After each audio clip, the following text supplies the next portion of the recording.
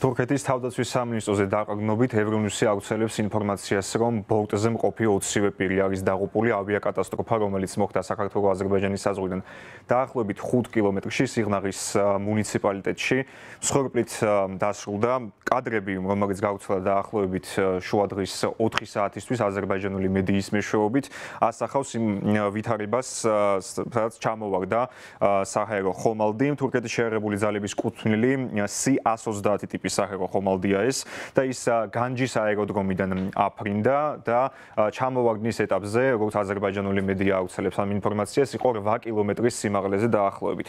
მალევე ინფორმაცია გავრცელდა სოციალურ ქსელებში, მათ შორის Flight Radar-ის მონაცემების, სწორედ აქ არის ასახული ის ტრაექტორია, რაც გაიარა რეისმა, განჯის აეროდრომიც არის ასახული ამ რუკაზე და საბოლოო წერტილი სიღნაღის მუნიციპალიტეტი, სადაც უკვე დაიკარგა კავშირი საქაერო ნავიგაციამ გააუცელა ამასთან დაკავშირებით განცხადება და უწყების ცნობით მას შემდეგ რაც მიიღეს შესაბამისი შეტყობინება ადგილზე მათი სპეციალური ჯგუფიც კი გაემგზავრა საქაერო ნავიგაციის განცხადებით საჰაერო ხომალდი რადარებიდან საქართველოს ტერიტორიის გადმოკვეთიდან რამდენიმე წუთის შემდეგ განგაშის სიგნალის გამოცემის გარეშე გაქრა, რის შემდეგაც საქაერო ნავიგაციამ დაიწყო უკვე შესაბამისი სამუშაოები და ადგილზე ძებნა-შველის სამუშაოებიც დაიწყო, უკვე ინფორმირებული აზერბაიჯანის ქალაქ განჯის აეროპორტი, საიდანაც თურქეთის ბორტი აფრინდა, ასევე ინფორმაცია მიეწოდა თურქეთის მხარეს, როგორც მოვისმინეთ, ასევე თურქული და აზერბაიჯანული მხარეც არის ამის შესახებ ინფორმირებული.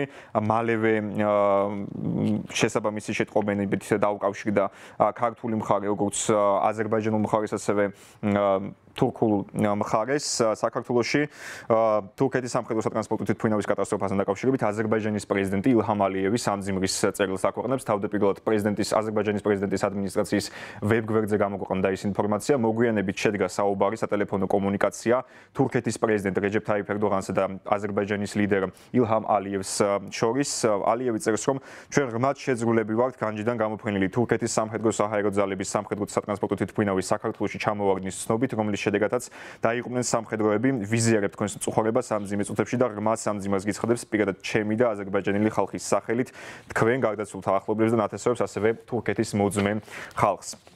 მოგვიანებით, როგორც გითხარით, როგორც აზერბაიჯანის პრეზიდენტის პრესსამსახური ტყობინება, თურქეთის პრეზიდენტმაც გააუცხრა სამძიმრის წერილი და მან თქვა, რომ ღმერთმა შეინდოს ჩვენი დაღუპულები და მათთან ერთად ვართ ლოცვებში. თურქული მედიის თანახმად კატასტროფასთან დაკავშირებით თურქეთის საქართველოში საგანგებო სიტუაციების სპეციალურ ჯგუფსაც აგზავნის სიღნაღის მუნიციპალიტეტში, სადაც ქართული მხარე უკვე იმყოფება, მათ შორის ხელისუფლების წარმომადგენლები, შინაგანსაკუთრებათა მინისტრი გელა გელაძე და მისი პირველი მოადგილე როინ მესხი ჩავიდნენ საპოლიციო უწყების ყველა ამის დანაყოფთან ერთად და წარმომადგენლებთან ერთად და ისინი ესწრებიან სამძებრო სამაშველო ოპერაციას, რომელიც ადგილზე უკვე რამდენიმე საათია უწყვეტად მიმდინარეობს.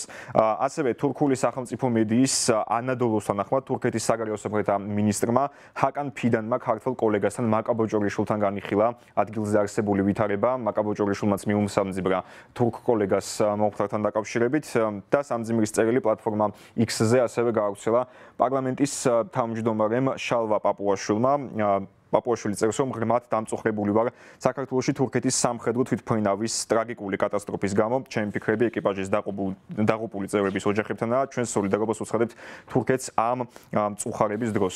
ფაქტთან დაკავშირებით, ასევე დღის ბოლოს გამოქვეყნა განცხადება შინაგანსაკუთრებათა სამინისტრომ, ქართულმა მხარემ და ნათქვამია უწყების განცხადებაში, რომ გამოძიება დაწყებულია საქართველოს სისხლის სამართლის კოდექსის 275 მუხლის მეოთხე ნაწილით.